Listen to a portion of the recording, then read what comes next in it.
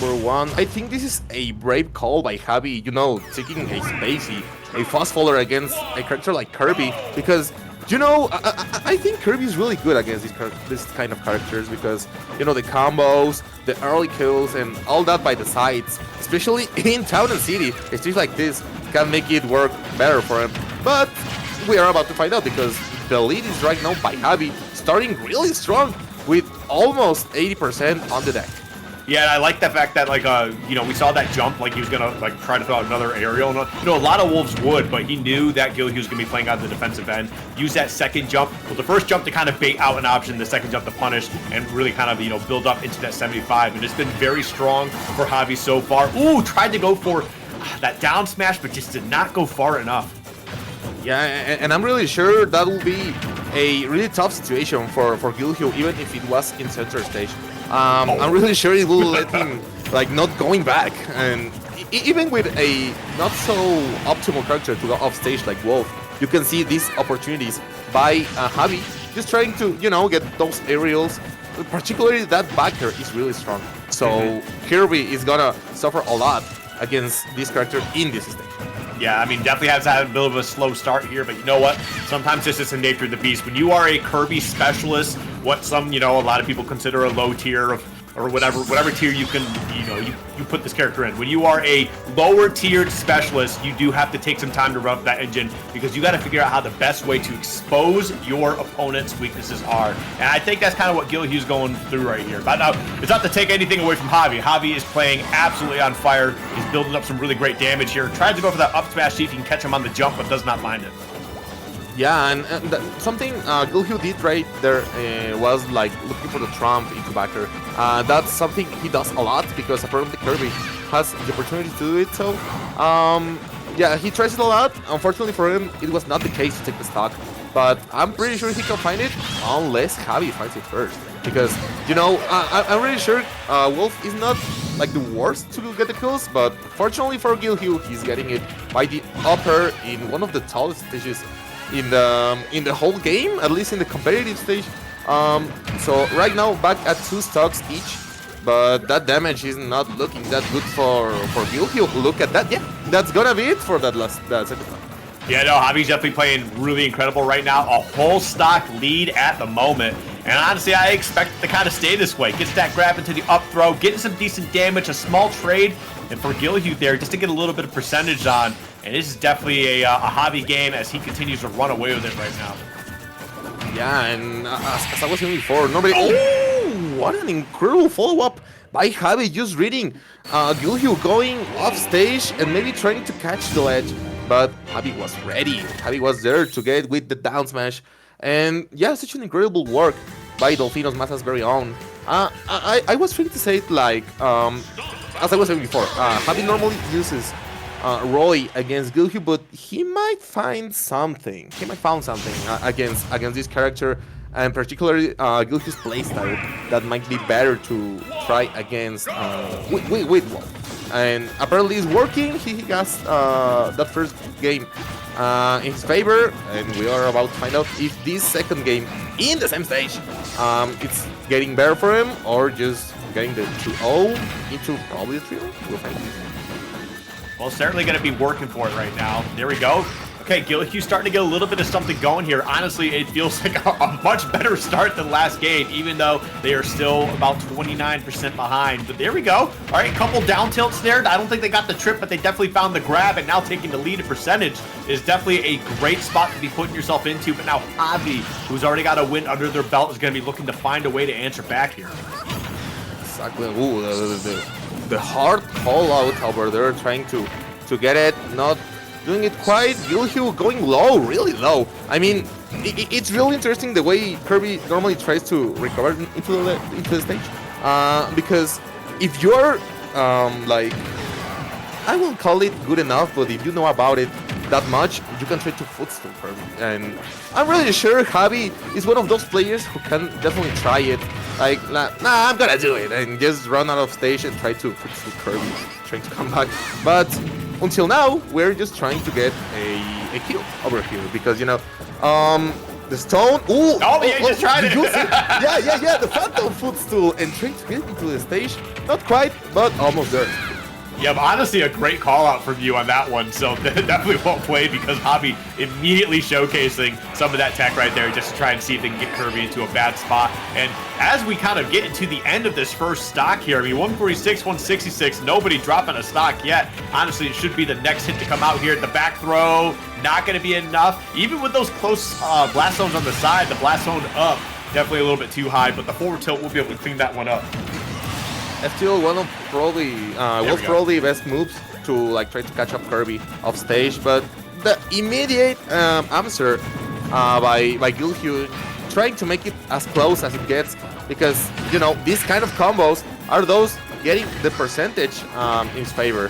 Actually trying to get it. Ooh, but the nair, yeah, probably one of the best nairs in the whole game. I'm trying to say, because you know Wolf, I'm pretty sure any aerial Wolf has is really good, but especially against Kirby, which drifts a lot over the air, I think Nair is really good.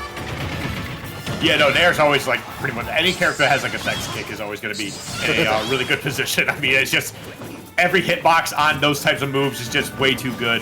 But as we can see right now, getting into the second stock here, I mean, Guilheww has definitely been doing an amazing job of kind of really dictating the pace, while Javi has been doing a great job of trying to keep up. We do see Guilheww take out that second stock, and again, drifting a little bit here, going to be building up a lot more damage. There we go, the up tilt into the up air, back air, and I've already got him to the edge. This could be finding a way to close out the stock. Is he going to be able to do it? Looks for the down air, but doesn't get the trade.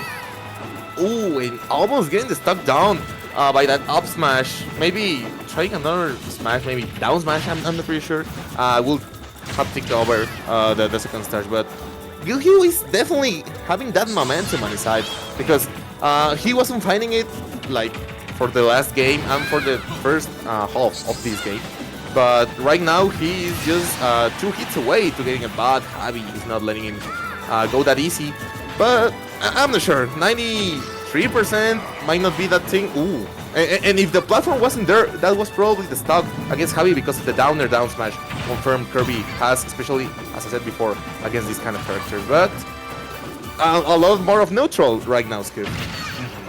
Yeah, I mean, that's definitely what you got to do, especially when you're behind by as much as Javi is right now. You got to really pick and choose your openings carefully, and also be sure not to overextend, because, you know, the first time you try to throw out another move that you're probably just not going to be able to confirm into, it just doesn't take much. I mean, okay, that's attack is going to be enough to take out that stock. And it's one of those moves that you kind of forget is as strong as it is, but from center stage, I was like, oh, okay, you know what? I guess we'll take that. But gonna be able to even up here one apiece now. Yeah, you can't sleep on dash attack, on Kirby's dash attack. And yeah, that's like that. You just got not that kind of erased, but yeah, Javi wasn't expecting that. So I'm pretty sure they are heading to another stage. Maybe Javi just did what he wanted for game number 1, trying to get this confirmed by the sides. And yeah, they are definitely changing stage, going to Smash Battlefield, maybe trying to give it a little bit more of space, like for the ledges. If you pay attention, we haven't seen that much interactions like off stage. So I don't know, maybe Javi has something in mind, and maybe another character we're having the Lucina right now, Skip. Well, we're about to get started here, and yeah, I do think the character swap is a good choice. I don't think it was definitely needed, because I think the Wolf can still do it, but I do see the benefit in, you know, swapping to a character that has these huge hitboxes that can cover so much space in general too. Can really be a problem for Kirby, you know, who's short and stubby as he is. You know, anytime he's gonna be able to throw out a hitbox, Lucina should be able to throw out a hitbox and also not worry about getting hit. Yeah, pretty much, especially with her aerials, I'm pretty sure, because if you look closely into Kirby aerials, you can see the fair doing its stuff, maybe even working as a disjoint. But it's definitely better for Lucina in this case. Maybe even the offstage, as I said before, trying to get it over there. Okay, not that much. We have the off throw, and Kirby on disadvantage is not as bad as other not that good tiers, but it's definitely better to stay in control of the whole stage, you know? Yeah. No, I totally agree. But the other thing too is I do need Javi to dial in these dolphin slashes just a little bit here because I'm pretty sure we've actually seen a couple that he's tried to just like disrupt the combo and actually got it disrupted by Guilheww in the process. So do need to be a little bit careful here. But also the more I think about it, like Wolf and Lucina, having those as like two of your characters you go to, I feel like neither of the characters are incredibly high maintenance, but it really showcases how good your fundamentals are if you're good with both of these characters. You know, it's just how good you are at Smash Bros. In general. So I'm not surprised to see Javi have both of these kind of in the pocket to swap in between here. Yeah, and it's really interesting because as you talk about fundamentals, who will make better? Like someone maining these kind of characters, which also do like shine a lot for their fundamentals, or a low tier main like Guilheww, having to, you know, taking their fundamentals to the limit, trying to get these openings and maybe even good wins, sorry, as Guilheww does. So this is a really interesting match because none of them is just whiffing stuff. Like everything they do is really, really well calculated. Yeah, it's just kind of a matter of just finding those openings. Right now, Guilheww's doing a great job. The neutral air dodge, just to be able to get through Lucina and get back down to the ground. However, the down air gets the spike out of that, puts him right back up into the air. The back air won't be enough. Trying to trace them out there, won't be able to find the hit that they need. In the weak dash attack, just popping Javi up for a little bit. The weak dash attack is really terrible because nothing combos into it. But what combos is the directional air dash into the down smash.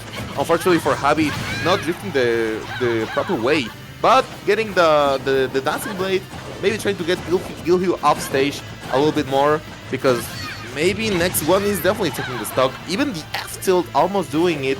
I'm pretty sure he will find the stock soon. Oh, not if Guilheww tags Albert there. Yeah, really good reaction by Guilheww right now. And this is the problem here, is Javi spent so much energy just trying to find a way to get that stock out of there finally, right? But like Guilheww battling it back, getting back on stage, getting a little bit of extra credit in the process there too. 35%, nothing super crazy, but like still enough to kind of give you a little bit of extra momentum when you finally lost that stock.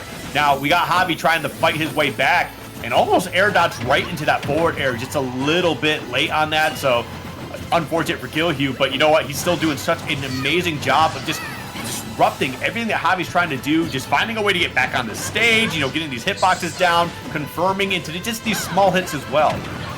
Exactly like that. It's really funny because Guilheww was having a really dominant lead right now, but Javi just little by little getting there, maybe having the percentage not on his favor, but really close though. So if someone calls it out right now, he's probably getting this third game, which is really important for a best of 5, because now you have the counter pick to your face.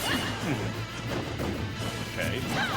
Oh, there we go. Tried to go for that forward tilt. I like the 1-2 jab underneath afterwards too, just to be like, you know, maybe you catch him dropping the shield, but real far out there, almost losing the stock in the process, gets the weak hit on the nair. And now it's just a matter of, okay, I think we were trying to see a back air attempt there, but great forward air from Javi to give himself some room, swat away the Kirby, and get back on the stage. I think Guilheww will have tried to get the down B, because on that ledge trap, it was really pretty much it. Like just conditioning your opponent to do a linear recovery. And maybe the stone was hit, but I'm not sure if he didn't do it. And as we have the stock by like the last game, like by a interesting DI, I'll call it.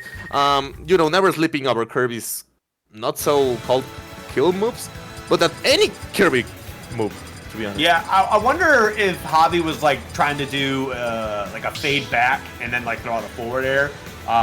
Which, you know, I definitely see a lot of Lucinas or any shorties do. You're able to put a big hitbox in front of you, drift back, create some space for you. So I wonder if that's what we saw from Javi, and that's why we saw that DI, where he just blew up. Definitely something to try and fix, though, because I feel like there's been a couple times now where Javi hasn't lost a stock, but the DI was in the wrong spot, which actually sent Lucina a lot further than he really needed to go. But here we go, potential last game here, game 4. Yeah, and as I was saying before, I'm pretty sure this is still Javi counter pick, but like if Javi wins the number 4 game, what stage are we having in the 5th game? Like, that's gonna take an important role in this game particularly. But if not, Guilheww will just get over with a 3-1, so we'll find out. The offstage hasn't really been part of this game, but look at that Kirby just throwing the fair and getting over it. That was such a beautiful sequence there from Guilheww, right? You get the late or the weak hit of Nair to put Lucina off stage. Okay, we're gonna see the stock be taken right here by Hobby. But we see the weak hit from Nair from Guilheww to put him off stage, falls up in the back air, and then smothers so much of Lucina's stuff going on off stage. Gets back to the stage, another weak hit Nair, and then closes it out anyway. Just the type of coverage that Guilheww has on the stage, or off stage, I mean, against Lucina of all characters, is incredible, especially with a character like Kirby. It's really funny now that you mention Nair's sour spot, because it reminds me of Kirby's Brawl render. It's like you got hit by Kirby's Brawl render. It's so funny. But, at this point, I'm pretty sure Guilheww knows it. This might combo into it. Even the weak hit, if you get the sweet spot, you get off stage. But if you get the sour spot, you get comboed. Unfortunately for him, he's now losing. He got into that up smash, forward smash, and now he's trying to get it again, not a lead, but maybe something that makes it even. I mean, the thing is that Guilheww's doing a great job of mixing up a lot of defensive options here, really keeping Hobby on his toes. Okay, should potentially be a stock here. Okay, does drop the back air. And again, the Nair just covering the options before he can actually get back to the stage. The dash attack sending him way out there. Can you close it out? Okay, just going to retreat back to the stage once again. There. A third time, man. I remember, I think they buffed that move a while ago, too. It's such an incredible move. But it's so fast how I think it's a frame 3 for the strong hitbox, and this is a scary spot to be in, but Guilheww does get back to the stage without too much hassle, and after being down for a little bit, now has a 7% lead.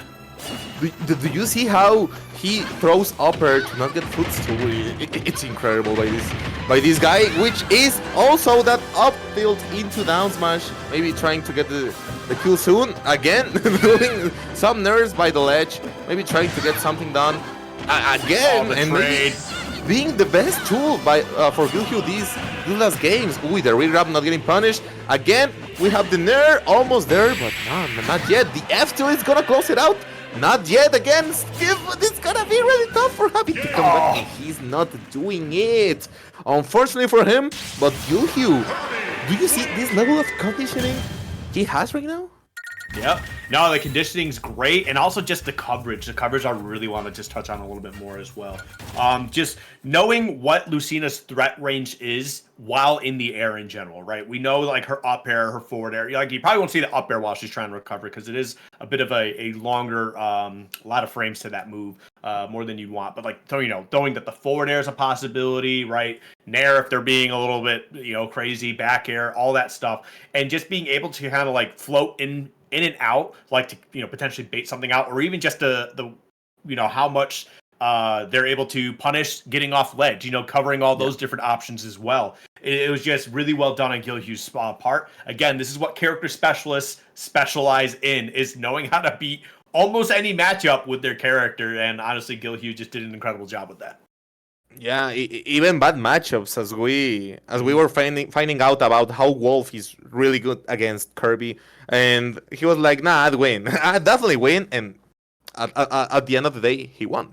Yep. So yeah, shoutouts to Guilheww, also Javi for making it really close for a lot of interactions in this game. But now he is facing Bananacho in losers, maybe trying to get to top 8 actually. But now, fortunately for us, we have the whole top 8 for winner side at least.